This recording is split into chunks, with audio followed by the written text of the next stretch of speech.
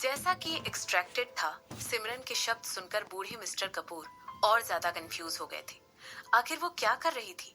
इसके बाद वो चंद्रचूड़ की तरफ अपनी एक आईब्रो उठाकर देखने लगे और इसके रिटर्न में चंद्रचूड़ ऐसे प्रिटेंड करने लगा जैसे वो किसी को मैसेज कर रहा है, जैसे कि वो बैकग्राउंड में सिमरन की इंफॉर्मेशन निकालने की कोशिश कर रहा है। जैसा कि तुमने कहा था, इस समय ये पॉइंट नहीं है।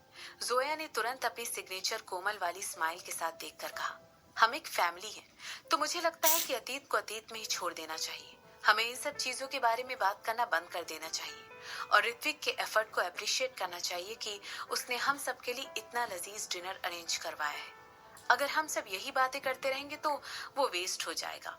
जैसा ही उसने ऐसा कहा, उसे देखकर हेमंत और चंद्रचूड़ उसकी हाँ में हाँ मिलाकर सिर हिलाने लगे। हालांकि बाकी लोग जैसे कि चंद्रशेखर अभी भी जमे के जमे ही हुए थे, जबकि रिद्धिमा सिमरन की तरफ नफरत भरी निगाहों से देख रही थी। एक यूजुअल जोया ही यहाँ पर सबसे ज्यादा सेंसिबल है, बूढ़े मिस्टर कपूर ने जोया की तारीफ करते हुए कहा। हालांकि उनकी नजरें अभी भी सिमरन पर ही टिकी हुई थी। उसकी शक्ल यश और चंद्रशेखर से इतनी ज्यादा मिल रही थी कि चंद्रशेखर के चेहरे पर वियर्ड रिएक्शन देखकर उन्हें पता चल गया था कि यहाँ पर बात कुछ और ही थी। मैं तुमसे पहले कभी भी नहीं मिला हूँ, उन्होंने तुरंत बताया। उन्हें पता था कि मिस्टर कपूर की एक बेटी एक मिस्ट्रेस से हुई है, मगर उन्हें उस बेटी के बारे में ज्यादा इन्फॉर्मेशन नहीं थी। तुम बहुत ज्यादा जानी पहचानी लगती हो। क्या मैं तुम्हारी माँ का नाम जान सकता हूँ? मुझे नहीं लगता है ये कोई बहुत जरूरी बात है पिताजी, चंद्रचूड़ ने बीच में नाक घुसाते हुए कहा। हम लोग यहाँ पर खुद को एंजॉय करने आए हैं और ये बात तो बिल्कुल साफ है कि इसकी मौजूदगी से ऋत्विक और रिद्धिमा का मूड पूरी तरह खराब हो चुका है। क्यों ना हम लोग स्टडी में चलकर बात करें और इस औरत को यहीं पर एंटरटेनमेंट को एंजॉय करने के लिए छोड़ देते हैं, जो एंटरटेनमेंट सबके लिए प्रिपेयर करवाया था। तुम मुझे इसके सवाल का जवाब देने क्यों नहीं दे रहे हो मिस्टर कपूर? सिमरन ने कहा। क्या आपको किसी बात का डर है? तुम आखिर किस तरह की औरत अपने से बड़े इंसान से इस तरह बात करती है? चंद्रचूड़ ने बीच में ही घुसते हुए कहा। उन्हें लगता है इस तरह बीच में घुसकर टॉपिक चेंज कर देंगे। अपने पिता को ये पता नहीं लगाने दे सकते थे कि यश का कोई जुड़वा भाई या बहन है। मैं अभी भी तुमसे बड़ा हूँ और कपूर खानदान से ही हूँ, चाहे कुछ भी हो जाए। तब भी तुमसे एक्सपेक्ट किया जाता है कि तुम कुछ रिस्पेक्ट दिखाओ। और सच तो यह है कि तुम एक नाजायज औलाद हो, लेकिन फिर भी तुम इस रूल से बड़ी नहीं हो सकती हो। खैर, ऐसा कहते हुए सिमरन ने अपना सर एक तरफ झुकाया और मिस्टर चंद्रचूड़ की बातों को इग्नोर करते हुए दूसरी तरफ देखने लगी। उसे ऐसा करते हुए देखकर चंद्रचूड़ हैरान रह गया कि औरत उसकी इतनी बेइज्जती कैसे कर सकती थी। सिमरन तुरंत सीधे सीधे बूढ़े मिस्टर रस्तोगी की आंखों में देखने लगी और कहने लगी, ओके। इसके बाद मुस्कुराते हुए उसने आगे कहा, मैं आपकी बात मानती हूँ। मैं सब लोगों को यही सोचने दूंगी कि मैं एक मिस्ट्रेस की बेटी हूँ, तब भी जबकि मुझे पता है कि ऐसा कुछ भी नहीं है। क्या ये सच नहीं है बूढ़े मिस्टर कपूर? तुम, ऐसा कहते हुए चंद्रचूड़ पूरी तरह स्पीचलेस हो गया था, जबकि ऋत्विक और रिद्धिमा का गुस्सा भी अब उबाल पर आने लगा था। तुम्हारे कहने का मतलब क्या है? ऋत्विक ने पूछा। तुम्हारी माँ मेरे पिता की मिस्ट्रेस थी। अब बेशर्म बनना बंद करो। कितनी बेशरम औरत है। मुझे लगता है इसका नाम रजिस्ट्री से हटाना बिल्कुल सही डिसीजन था, मिस्टर चंद्रचूड़ ने अपनी बात को आगे बढ़ाते हुए कहा। और उन्हें लगा था कि उनके ऐसा कहने से उनके पिता सिमरन की कही हुई बातों को भूल जाएंगे। हालांकि बूढ़े मिस्टर कपूर ऐसे बिल्कुल भी नहीं थे जैसा उनका बेटा सोच रहा था कि वो करेंगे। वो ना सिर्फ एक बिजनेसमैन थे, बल्कि उन्होंने अपनी जवानी में काफी समय मिलिट्री में भी बिताया था। उन्हें बेवकूफ बनाना इतना भी आसान नहीं था जितना कि वहां पर खड़ा हर कोई सोच रहा था। हालांकि बूढ़े मिस्टर कपूर अभी भी चुप थे और सिमरन की तरफ सीरियस नजरों से घूर कर देख रहे थे।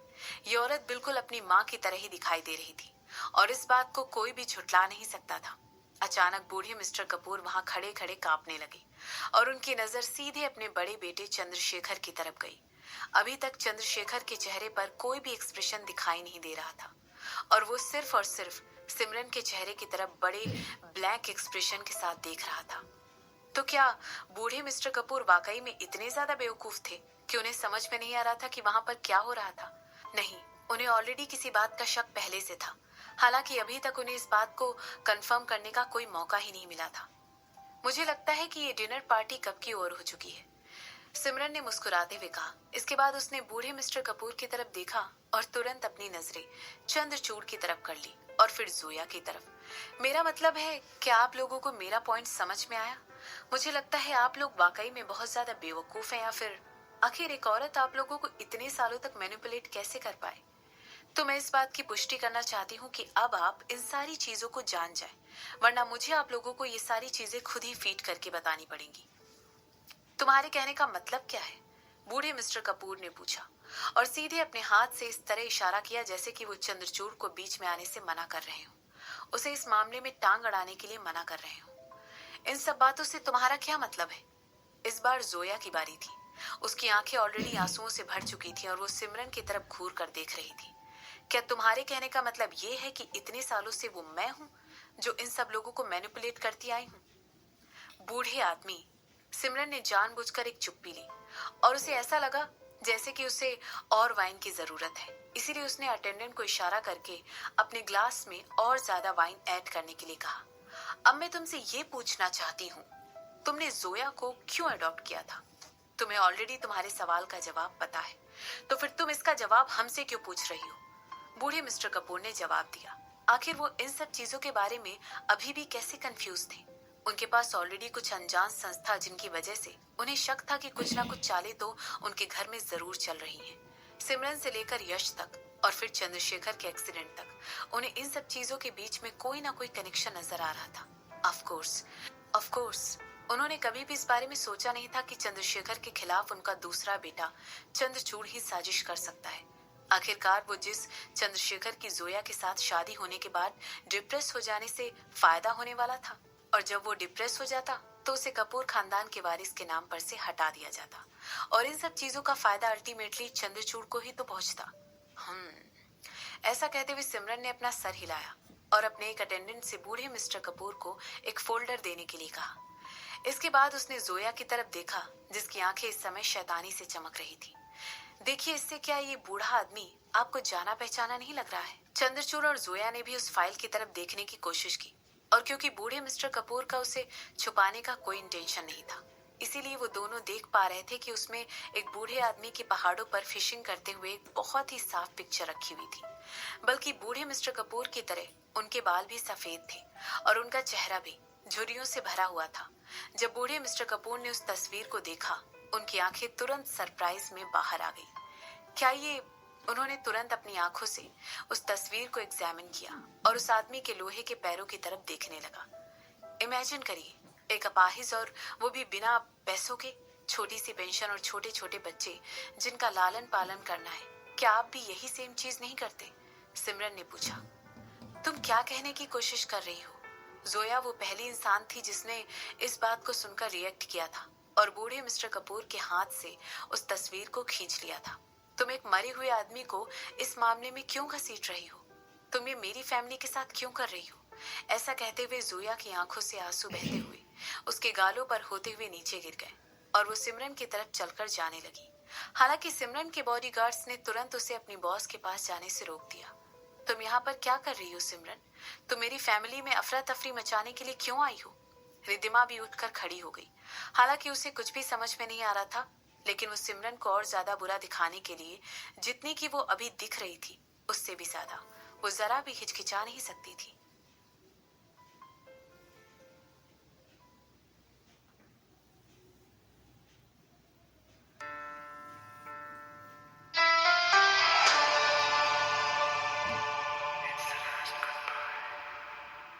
प्लीज अपनी सीट पर बैठ जाइए। इतने एक्साइटेड मत होइए, ये सिर्फ एपेटाइजर्स है। सिमरन ने एक टेढ़ी मुस्कान के साथ अपने आदमियों की तरफ देखा और आगे कहने लगी, अगर ये लोग अपनी सीट पर वापस जाने से मना कर दे तो इन्हें घसीट कर ले जाना। तुम? हेमंत ने तुरंत ऐसा कहते हुए रिद्धिमा की तरफ अपने कदम बढ़ाए और उसे प्रोटेक्ट करने की कोशिश की, लेकिन उसके सामने एक और यूनिफॉर्म पहना हुआ आदमी पीछे से आया और उसे ओवर पावर करते हुए तुरंत कहने लगा, तुम ओवरबोर्ड जा रही हो, अपनी हद में रहो, उससे आगे बढ़ने की कोशिश मत करना। आखिर तुम कपूर फैमिली के साथ ऐसा कैसे कर सकती हो? हेमंत ने कहा। मिस्टर हेमंत, आपका वाला भी जल्द आ जाएगा। प्लीज बैठ जाइए, इससे पहले कि मैं गलती से एक दूसरा कीड़ों का डिब्बा खोल दूं। मुझे नहीं लगता है कि हमें यहाँ पर एक दूसरे लेवल की अफरा तफरी इस समय करनी चाहिए। क्या आप मेरी बात मानेंगे? सिमरन ने पूछा। जैसा कि एक्सपेक्टेड था, हेमंत उसकी बात सुनकर बिल्कुल स्पीचलेस हो गया था। उसकी आंखों में पछतावा साफ साफ दिखाई दे रहा था, मगर वो इतनी जल्दी गायब हो गया कि रिद्धिमा उसे नोटिस भी नहीं कर पाई थी। हालांकि उसने पीछे मुड़कर एक बार अपने हस्बैंड की आंखों में देखा जरूर था। इसके बाद रिद्धिमा ने अपनी आंखें छोटी की और सिमरन की तरफ देखकर अपने दांत गुस्से से पीसने लगी। सबसे फ्रस्ट्रेटिंग बात तो ये थी कि रिद्धिमा को पता था कि सिमरन को कुछ ना कुछ इम्पोर्टेंट बात जरूर पता थी और वो उसके हस्बैंड से जुड़ी हुई थी, मगर वो उससे कहकर उस चीज को सबके सामने नहीं ला सकती थी। अपने दिमाग में यही सब सोचते हुए रिद्धिमा चलकर अपनी सीट की तरफ गई और जोया की तरफ देखने लगी, जो कि इस समय वहां पर खड़े होकर रो रही थी और अभी भी सिमरन के पास जाने की कोशिश कर रही थी। रिद्धिमा को समझ में नहीं आ रहा था कि वहां पर क्या हो रहा था, लेकिन सिमरन को हो ना हो उनके प्लान के बारे में जरूर पता था। उसे पता था कि वो बड़ी वाली कपूर फैमिली से मदद मांगने के लिए जरूर कहेंगे और इसी वजह से उसने पहले उन पर अटैक करने के बारे में सोचा। आखिरकार यही तो सिमरन का स्टाइल था। कितना दुखद है ना ये। सिमरन ने खिल्ली उड़ाते हुए कपूर खानदान की तरफ देखा और उसके नजरें जाकर सीधे जोया पर अटक गई। तुम्हें पता था कि तुम्हारे पिता जिंदा हैं और फिर भी तुमने एक शब्द नहीं कहा। कम ऑन मिस जोया, क्या ये सब कुछ तुमने पैसे के लिए किया? क्या बकवास कर रही हो तुम ये? जोया ने कहा, जबकि वो बाहर से इमोशनल दिखाई दे रही थी, लेकिन अंदर ही अंदर वो भी डरी हुई थी। अंदर ही अंदर वो शांति से अपने अगले मूव के बारे में सोच रही थी और उसी की प्लानिंग कर रही थी। क्या सिमरन को लगा था कि वही इकलौती ऐसी इंसान है जो वेलकम गिफ्ट के साथ आई थी? अंदर ही अंदर हंसते हुए उसने सबके चेहरों के रिएक्शन को देखा। बूढ़े मिस्टर कपूर अभी भी फ्राउन कर रहे थे और ऐसा लग रहा था मानो वो शांति से खड़े होकर हर चीज को एनालाइज करने की कोशिश कर रहे थे, जबकि मिस्टर चंद्रचूड़ अभी भी उसकी तरफ घूर कर देख रहे थे, मानो वेट कर रहे हो कि वो खुद ब खुद सारी बातें अपने आप एक्सप्लेन कर दे। मगर आखिर वो क्या कर सकती थी? उसके पिता की ऑलरेडी डेथ हो चुकी थी। अगर उसका सोचना सही था तो सिमरन सिर्फ और सिर्फ उन लोगों के दिमाग में डाउट क्रिएट करके कपूर खानदान के सारे लोगों के बीच में डिस्ट्रस्ट की भावना लेकर आना चाहती थी। वो चाहती थी कि सब लोग एक दूसरे पर शक करें और इसी वजह से बूढ़े मिस्टर कपूर प्रॉम्प्ट हो जाएंगे कि वो खुद इस मामले में उतरकर जोया के बारे में इन्वेस्टिगेट करे और अल्टीमेटली उसके सारे प्लान किए हुए मंसूबों पर शुरुआत में ही पानी फेर दे। इससे उसके प्लान को अंजाम देने में देर भी हो जाती। जोया अंदर ही अंदर सिमरन को कोस रही थी। कितनी शातिर दुश्मन थी सिमरन, लेकिन कितनी बुरी बात थी कि वो ज्यादा क्रूर नहीं थी। मेरे पिता तो ऑलरेडी मर चुके हैं, तुम उनको लेकर इस तरह का मजाक कैसे उड़ा सकती हो?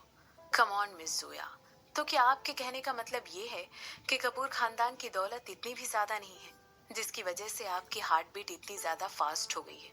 सिमरन ने ऐसा पूछते हुए बूढ़े मिस्टर कपूर की तरफ देखा और फिर आगे कहने लगी, उस नेक्स्ट डॉक्यूमेंट को भी चेक कर लीजिए जिसमें दिखाता है कि जोया ने कितनी बार अपने बाहर के अकाउंट से कैश विड्रॉल किया है।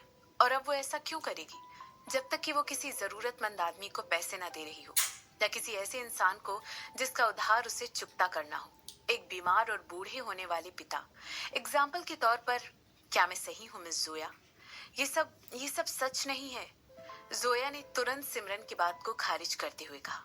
आखिर सिमरन इतनी ज्यादा कन्विंस कर देने वाला सबूत कैसे दिखा सकती थी? ये तो बस एक सर्कमस्टेंशियल एविडेंस था।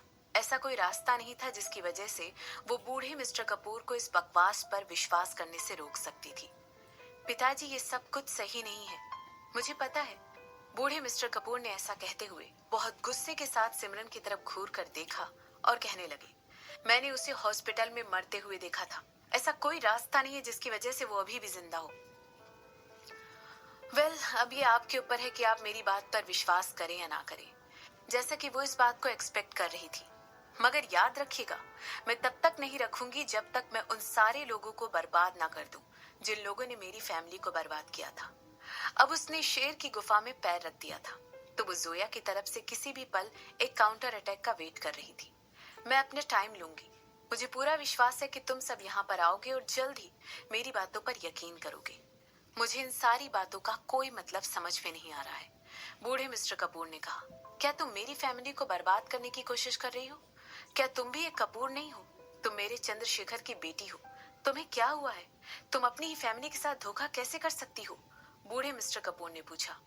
नॉट रियली, सिमरन ने कहा। जैसे ही उसने देखा कि बूढ़े मिस्टर कपूर को उसका कहा हुआ एक भी शब्द समझ में नहीं आ रहा है, वो तुरंत अपनी बात को क्लेरिफाई करते हुए कहने लगी, मेरा मतलब है, मैं सारे लोगों को बर्बाद करने के बारे में प्लानिंग नहीं कर रही हूँ। एक या दो मेरे लिए काफी हैं, मगर अगर किसी ने मेरे रास्ते में आने की कोशिश की तो मैं उन्हें भी खत्म कर दूंगी। सिमरन कपूर, मुझे समझ में नहीं आ रहा है तुम मुझे टारगेट क्यों कर रही हो? हम लोगों को क्यों? मुझे तो याद भी नहीं कि मैं तुमसे कभी मिली थी। तुम बस यहाँ पर ऐसे कैसे आ सकती हो और ये डिक्लेयर कैसे कर सकती हो कि तुम कहीं से भी आकर हम पर वार कर दोगी? तुम्हारी माँ, वो औरत मेरे हस्बैंड का पहला प्यार थी और यश की माँ। लेकिन जैसे ही उसने यश को जन्म दिया वो तुरंत सब कुछ छोड़कर चली गई। वो उसे छोड़कर चली गई। अगर मेरा सोचना सही है तो वो ये सब कुछ जानते हुए भी वहां से भाग गई कि उसके पेट में यश की जुड़वा बहन भी है। इसके बाद उसने तुम्हारे दिमाग में जहर भर दिया था कि तुम हमारे खिलाफ खड़े होकर लड़ाई करो। जोया ने तुरंत ऐसा कहते हुए अपनी खुद की बनाई हुई स्टोरी के साथ सिमरन के सामने बहस की। ये सोच रही थी कि वो ही एक विश्वास करने लायक स्टोरी बनाने में काबिलियत रखती थी। कितनी बेवकूफ थी वो। ऐसा सोचते हुए जोया अंदर ही अंदर मुस्कुरा रही थी। पूरी फैमिली में सबको ये बात पता थी कि सिमरन की माँ भाग गई थी और इसी वजह से उसकी स्टोरी और ज्यादा विश्वास करने लायक बन गई थी। अगर तुम सोच रही हो कि तुम्हारी लाइफ बहुत ही बुरी रही है क्योंकि तुम्हें ब्रांच फैमिली में पाल पोस कर बड़ा किया गया था और मेन फैमिली में नहीं, तो तुम सिर्फ और सिर्फ अपनी माँ को इसके लिए जिम्मेदार ठहरा सकती हो, पूरी की पूरी कपूर फैमिली को नहीं। ऐसा कहते हुए जोया ने तुरंत बूढ़े मिस्टर कपूर की तरफ देखा और आगे कहने लगी, अगर तुम्हें ऐसा लगता है इन सब में मेरी गलती है तो मैं कपूर फैमिली छोड़कर जाने के लिए तैयार हूँ और मैं कभी भी वापस नहीं आऊंगी। मुझे पता है कि तुम्हारी माँ तब भी मुझसे जलती थी। मुझे पता है वो तब भी चंद्रशेखर से प्यार करती थी और ये जानकर पूरी तरह टूट गई थी कि चंद्रशेखर और मेरी शादी हो रही है। ये सब मेरी गलती है। जोया ने पूरा इल्जाम अपने ऊपर लेते हुए सबकी सिंपैथी गेन करने की कोशिश की। अगर कपूर फैमिली को सजा दी जाएगी तो वो मेरी वजह से होगा और फिर इससे तो अच्छा है कि मैं इन सब को छोड़कर चली जाऊं और उस सजा को अकेले खुद ही भुगत लूं। मैं पूरी फैमिली को अपनी वजह से मुसीबत में पड़ते हुए नहीं देख सकती हूँ। जोया ने अपने सर को ड्रामेटिक तरीके से हिलाते हुए कहा। उसकी बातें सुनकर सिमरन तालियां बजाने लगी। ऐसा लग रहा था कि जोया कई दशकों से कपूर फैमिली के आदमियों को कंट्रोल करती आ रही थी और ऐसा वो अपने डेडिकेट और जेंटल पर्सोना से करती आ रही थी, जिसकी वजह से वो बाहर से बहुत अच्छी, सिंसियर और जेन्युइन दिखाई देती थी और हर कोई उसकी बात पर आसानी से विश्वास कर लेता था। बाहर से सिमरन उसे देखकर सिर्फ मुस्कुरा रही थी, लेकिन अंदर ही अंदर वो जोया की चालाकी देखकर बहुत ज्यादा सरप्राइज हो गई थी और सोच रही थी कि आखिर उसने अपने शब्दों में इतनी ज्यादा जान और इतनी ज्यादा सोच कैसे डाल दी थी ताकि वो अपनी तरफ इतनी ज्यादा दया की भावना खींच सके। ऐसा कोई भी इंसान जो कि चंद्रशेखर और जोया की स्टोरी को जानता, वो वाकई में उस वर्जन पर बिलीव कर लेता। ये कितनी अमेजिंग बात थी ना। ऑफ कोर्स सिमरन ने अपने चेहरे पर उस सरप्राइज को आने नहीं दिया और उसने तब भी अपना फोकस जोया पर ही मेंटेन रखा, जबकि जोया अपने मोनोलॉग के साथ अभी भी लगी हुई थी। ऐसा लग रहा था कि जोया ने पूरे परफेक्ट तरीके से इस कला में माहिरता हासिल कर ली थी। उसके चेहरे के कोमल एक्सप्रेशन तुरंत वहां पर खड़े हुए सब लोगों को उस पर दया खाने के लिए मजबूर कर रहे थे। चंद्रशेखर और मैं आज तक कभी एक दूसरे के साथ नहीं सोए, जबकि हम इतने सालों से शादीशुदा हैं और यही वजह है कि मैं आज तक कपूर खानदान को एक वारिस भी नहीं दे पाई। मैं तुम्हारे माता पिता के प्यार की बहुत ज्यादा रिस्पेक्ट करती हूँ और फिर भी तुम। ऐसा कहते हुए वो जानबूझकर रुक गई और सिमरन की तरफ देखने लगी। उसकी आंखों में दुख और दया की भावना साफ साफ दिखाई दे रही थी। उसका दया से बना हुआ चेहरा देखकर वहां पर मौजूद हर किसी को उस पर बहुत तरस आ रहा था। यहाँ तक कि रिद्धिमा भी उसकी बातें सुनकर रोने लगी थी, जैसे कि वो उसकी स्टोरी सुनकर बहुत ज्यादा भावुक हो गई थी। तुम इधर आओ और खबरदार, जो तुमने मेरी फैमिली को मेरे सामने ही नीचा दिखाने की कोशिश की, उस फैमिली को जिसने मुझे तब से पाल पोस कर बड़ा किया था जब से मैं एक बच्ची हुआ करती थी। आखिर तुम किस तरह की शैतान हो? तालियों की गड़गड़ाहट सुनाई देती है। एक ताली, दूसरी ताली, तीसरी ताली। अगर मैं ऐसा कहूं कि मैं तुम्हारी इस परफॉर्मेंस को देखकर जरा भी सरप्राइज नहीं हुई हूँ और मुझे अच्छी तरह पता है कि तुम झूठ बोल रही हो। ऐसा कहकर सिमरन मुस्कुराने लगी और उसकी आंखें छोटी छोटी हो गई। मैं अभी तक इस तरह की एक्टिंग का लेवल हासिल नहीं कर पाई हूँ। मेरा मतलब है तुम्हें तो ऑस्कर मिलना चाहिए। ऐसा कहते हुए उसने तुरंत जोया की तरफ देखा और उसका मजाक उड़ाया। मगर प्लीज ये पूछना बंद करो कि किस तरह की शैतान हूं मैं। क्या तुम वो नहीं हो जिसने मुझे ऐसा बनाया है? क्या तुम मेरी फ्रैंकेस्टीन नहीं हो? ऐसा कहने के बाद सिमरन ने जानबूझकर एक चुप्पी ली और अपना सर एक तरफ झुकाकर अपनी आंखें छोटी करते हुए जोया की तरफ देखा और कहने लगी, क्या मैं तुम्हारी शैतान नहीं हूँ, तुम्हारी फ्रैंकेस्टीन?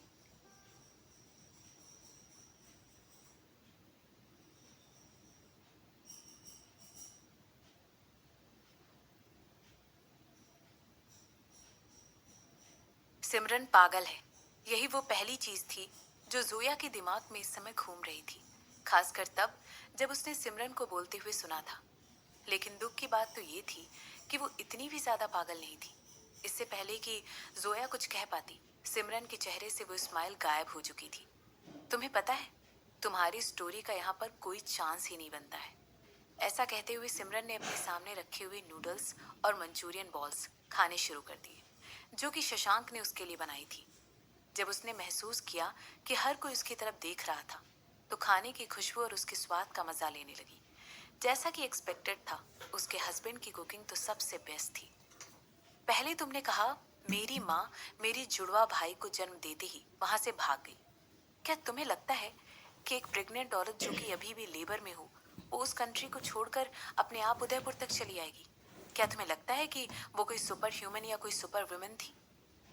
तो हो सकता है उसकी इन सब चीजों में किसी ने मदद की होगी, जोया ने कहा। उस समय उसके दिमाग में यही वो बेस्ट स्टोरी थी जिसके साथ वो ऑन द स्पॉट अपनी बातें बना सकती थी। उसने वाकई में टेक्निकल चीजों के बारे में, लॉजिस्टिक के बारे में या अपनी स्टोरी में किसी तरह की गलती के बारे में नहीं सोचा था। या हो सकता है उसने स्पेन में जन्म देने के बाद तुरंत वो जगह छोड़ दी हो। किसे पता है। जब तक हम लोग हॉस्पिटल पहुंच पाए थे, वो वहां से भाग चुकी थी। उसने यश को वहां पर अकेले छोड़ दिया था। मैं सिर्फ और सिर्फ अटकलों पर काम कर रही हूँ, क्योंकि यही वो तरीका है जिससे मैं तुम्हारे अस्तित्व के बारे में सबको एक्सप्लेनेशन दे सकती हूँ। ऐसा अस्तित्व जिससे हम सब अनजान हैं। तुम्हारी बात में दम तो है। हालांकि मेरी माँ ऐसा क्यों करेगी? वो उन लोगों के हाथों सफर क्यों करेगी जो कि वो उस इंसान के साथ रह सकती थी जिससे वो इतना प्यार करती थी?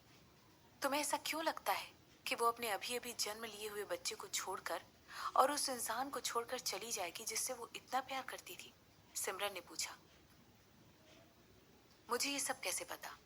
जैसा कि मैंने कहा, अगर तुम हर किसी पर इल्जाम लगाना चाहती हो तो अपनी माँ पर इल्जाम लगाओ और कपूर फैमिली पर नहीं। जोया ने सिमरन को समझाते हुए उसकी बात का जवाब दिया। वो फाइनली रोना बंद कर चुकी थी और सिमरन से बड़ी शांति के साथ बात कर रही थी। जब सिमरन जैसी किसी औरत के साथ डील करने की बात आती है, तो कोई भी किसी भी तरह का काउंटर अटैक नहीं कर सकता है। सामने वाले इंसान को बस शांत रहना होता है और सिचुएशन को प्रॉपर तरीके से समझने की कोशिश करनी होती है। यही तो एक्चुअली सिमरन की सबसे बड़ी ताकत थी। जोया की रिसर्च से अकेले वो साफ साफ देख पा रही थी कि सिमरन के पास वो स्पेशल टैलेंट था जिससे वो उन लोगों को अपनी तीखी जुबान से गुस्सा दिला सकती थी। इस वजह से उसे उन लोगों पर अपना हैंड मिल जाता था और हर कोई जिसे वो गुस्सा दिलाने की कोशिश करती थी, अपने इमोशंस पर अपना कंट्रोल खो देता था। और इस कंट्रोल होने की वजह से वो लोग इम्पल्सिव हो जाते थे। ऑफ कोर्स ये टेक्निक जोया पर काम नहीं कर सकती थी।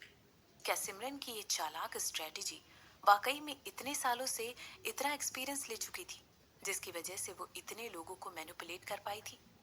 जोया बाहर से जरूर कमजोर दिखाई देती थी, मगर उसकी मेंटल हेल्थ ही उसका सबसे बड़ा हथियार थी।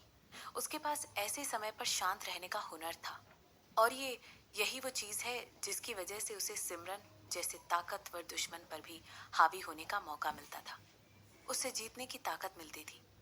जोया की बात में पॉइंट तो है, चंद्रचूड़ ने अपनी बात को आगे बढ़ाते हुए कहा। जैसे ही उसने देखा कि जोया शांत खड़ी हुई है, वो भी तुरंत शांत हो गया और सोचने लगा कि बूढ़े मिस्टर कपूर के सामने अपना आपा खो देने के कॉन्सिक्वेंसेस क्या हो सकते थे। इस वजह से वो सिर्फ और सिर्फ उनकी नजरों में शक से भर जाता। जब हम हॉस्पिटल पहुंचे थे तो तुम्हारी माँ वहां पर नहीं थी और हमें वहां पर सिर्फ एक बच्चा ही मिला था। हमें कैसे पता होता कि वो स्पेन छोड़कर यहाँ पर उदयपुर आ गई थी? मैं समझ सकता हूँ कि तुम बहुत ज्यादा दुखी हो, मगर तुम इस सिचुएशन का इल्जाम हम सब पर नहीं लगा सकती हो, चंद्रचूड़ ने कहा। उसके शब्द इतने ज्यादा बड़े थे जैसा कि वो चाहता था कि उसके पिता उसकी बात जरूर साफ साफ सुन ले।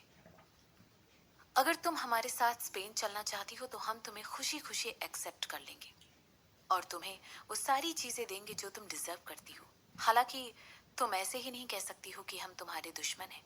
अब क्योंकि तुम्हारे हस्बैंड का इन्फ्लुएंस यहाँ पर इतना ज्यादा है, तो उसका मतलब ये नहीं है कि तुम हमें यूं ही किसी भी तरह किसी भी टाइम पर ऐसे ही धमका सकती हो। चंद्रचूड़ ने ऐसा कहते हुए अपने पिता की तरफ देखा।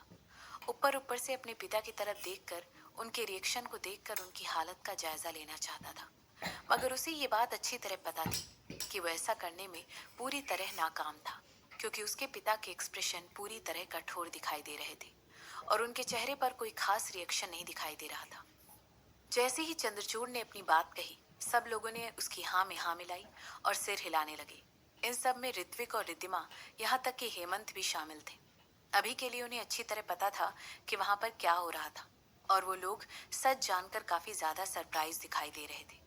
जो इवेंट उन लोगों के सामने अनफोल्ड हो रहा था, उसमें उनका इंटरेस्ट धीरे धीरे जाग रहा था, और उन तीनों को ही ऐसा फील हो रहा था कि ये एक अच्छी अपॉर्चुनिटी होगी, जिसके लिए वो लोग सिमरन के लिए मेन वाली कपूर फैमिली से डील कर सकते थे। वैसे भी अपने दुश्मन को सबके सामने पराजित होते हुए देखने से बेहतर क्या हो सकता है, जबकि सिमरन वहां पर खड़े होकर सिर्फ मुस्कुरा रही थी। उन तीनों को वहां पर खड़े होकर ये बात रियलाइज हो रही थी कि इसका और कोई तरीका नहीं है जिससे सिमरन अपने सच्चे इमोशन सबके सामने लाने से छुपाना चाहती थी। तुम्हें पता है तुम लोगों ने यहाँ पर आकर सबसे बड़ी गलती क्या की? सिमरन ने कुछ सेकंड की चुप्पी के बाद जोया की तरफ घूरकर देखते हुए पूछा। इसके बाद वो बड़ी ही मिस्टीरियस स्माइल के साथ अपने फोन पर कुछ टाइप करने लगी। स्पेन में मेरी फैमिली को चोट पहुंचाने की हिम्मत भी मत करना। ऐसी चेतावनी देते हुए जोया तुरंत खड़ी हो गई और उसके चेहरे पर काफी डिफेंसिव एक्सप्रेशन भी थे। हालांकि वो अंदर ही अंदर सिमरन का मजाक उड़ा रही थी। ऐसा लग रहा था मानो उसके सामने कोई जोकर परफॉर्म कर रहा हो। हाँ, सिमरन उसके सामने जोकर से ज्यादा और कुछ भी नहीं थी। उसकी नजरों में वो एक स्मार्ट जोकर थी, मगर सिर्फ और सिर्फ एक जोकर। सिमरन सिर्फ और सिर्फ उसके एंटरटेनमेंट के लिए ही मायने रखती थी। ऐसा लग रहा था मानो सिमरन वहां पर उसके बड़े बड़े प्लान को छोटा सा चैलेंज देने के लिए ही जिंदा थी। मैं तुम्हारी तरह नहीं हूँ, सिमरन ने काउंटर अटैक करते हुए कहा। मेरे अंदर तुम्हारी तरह किसी निर्दोष को मारने की टेंडेंसी नहीं है, जैसा कि तुम देख सकती हो। इसीलिए जस्टिस हमेशा बदले से अलग होता है। लेकिन हम दोनों ये बात अच्छी तरह जानते हैं कि उन दोनों के बीच में जो पतली सी रेखा होती है वो क्या होती है। क्या हम जानते हैं? सिमरन की मुस्कुराहट देखकर मिस्टर चंद्रचूड़ और बूढ़े मिस्टर कपूर तुरंत सतर्क हो गए। इस बार सिमरन जिस तरह उन लोगों की तरफ देख रही थी, उसमें कुछ अलग बात थी। कुछ देर पहले सिमरन के चेहरे पर उन लोगों का मजाक उड़ाने वाली भावना दिखाई दे रही थी, लेकिन अब उसके चेहरे के एक्सप्रेशन कुछ अलग दिख रहे थे। हमारी फैमिली को छूने की कोशिश भी मत करना, मिस्टर चंद्रचूड़ ने उसे वार्निंग देते हुए कहा, और अपनी बेटी के स्पेन वाले नंबर पर कॉल करने लगे। प्लीज, वो मैं नहीं थी जो लोगों के अजन्मे बच्चों को मार रही थी या लोगों को मैनिपुलेट कर रही थी। सिमरन ने ऐसा कहते ही अपने सर को अपनी हथेली पर रख लिया। तुम लोग यहाँ पर बहुत ज्यादा शान और शौकत दिखाने के लिए और बहुत ज्यादा प्राउड होकर आए थे ना, और अपना पहाड़ एक छोटे से बकरी के बच्चे के भरोसे पर उसे वॉचमैन बनाकर छोड़ आए थे। सिमरन ने हंसते हुए कहा। सिमरन, मुझे नहीं लगता है हमें उस तरफ जाना चाहिए, बूढ़े मिस्टर कपूर ने शांति के साथ कहा।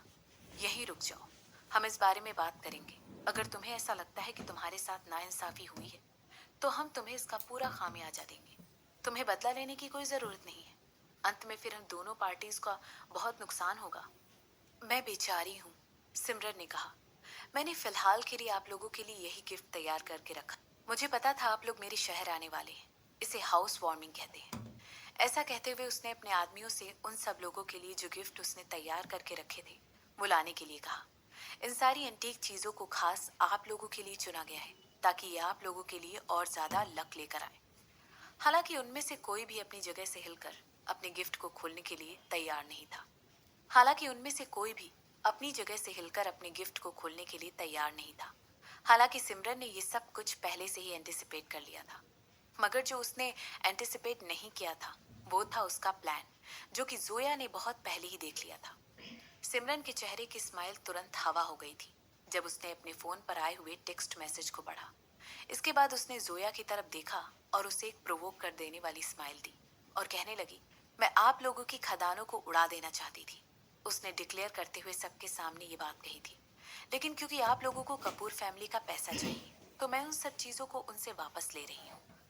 तुम सिमरन की बातें सुनकर ऐसा कहते हुए चंद्रचूड़ ने अपना हाथ टेबल पर दे मारा और जोया को बीच में ही रुकते हुए कहने लगे, तुम आखिर हो क्या? मगर ऐसा लगता है जैसे कि मैंने अभी भी तुम्हें अंडरस्टिमेट किया है। सिमरन ऐसा कहते हुए बीच में ही मिस्टर चंद्रचूड़ की बात काट देती है। उसने वाकई में जोया के दिमाग की शक्ति को अंडरस्टिमेट किया था।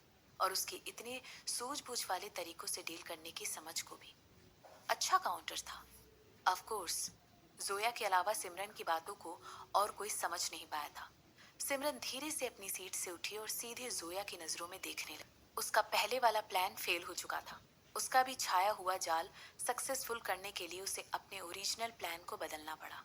इसके बाद वो जोया की तरफ बड़ी तेज नजरों से देखने लगी और उसके होंठ ऊपर उठकर एक स्माइल में बदल गए। वाकई में ऐसा लगा था कि मैंने तुम्हारे लिए सिर्फ यही प्रिपरेशन करके रखी हुई थी। चेस का गेम तो अभी शुरू हुआ है। तुम कभी भी ऐसा मत सोचना कि इनमें से एक भी गलती दोबारा कभी फ्यूचर में होगी। ऐसा कहते हुए उसने तुरंत अपनी नजरें चंद्रचूड़ की तरफ की और फिर बूढ़े मिस्टर कपूर की तरफ, जिन्होंने अभी अभी एक कॉल रिसीव हुई थी। उसने उन दोनों के चेहरे को बद से बदतर होते हुए देखा और फिर वो दोनों अपनी सीट से उठकर खड़े हो गए और टेबल से दूर जाने लगे। इसके बाद सिमरन चलकर जोया की तरफ गई और अपने आदमियों से कहकर उसे ऊपर उठाने लगी। तुम यश को कंट्रोल करती आ रही हो। ऐसा कहते हुए सिमरन के चेहरे पर और उसकी आंखों में बहुत ज्यादा गुस्सा भरा हुआ था। क्या तुम्हें लगा था कि मैं इस बात के बारे में कभी नहीं सोचूंगी और उस पर विश्वास कर लूंगी सिर्फ इसलिए क्योंकि हम दोनों का डीएनए बिल्कुल सेम है? तुम स्मार्ट हो मगर मैं तुमसे भी ज्यादा एक्सपीरियंस हूँ सिमरन। अभी के अभी गिव अप कर दो और मैं उस फैमिली को बर्बाद कर दूंगी जिसने मेरी फैमिली को बर्बाद किया था। जोया ने धीरे से कहा। उसकी टोन शैतानी जरूर थी मगर उसके एक्सप्रेशन अभी भी वैसे के वैसे कोमल बने हुए थे। कोई इस बात को दूर से देखकर ही पता नहीं लगा सकता था कि जोया इतनी खतरनाक भी थी। उसकी आंखें अचानक ही जाकर सिमरन की लाइट ब्राउन आंखों से मिल गई और उसके होंठ उठकर एक प्यारी सी मुस्कान में बदल गए। तुम मुझे हरा नहीं सकती हो, उसने बोल्ड तरीके से डिक्लेयर किया और उसकी कोमल आवाज उसके शब्दों और इंटेंशन को साफ साफ नहीं दिख रही और ऐसा लग रहा था मानो उसकी आवाज उसके बदले लेने की भावना को दबा कर दिखा रही हो।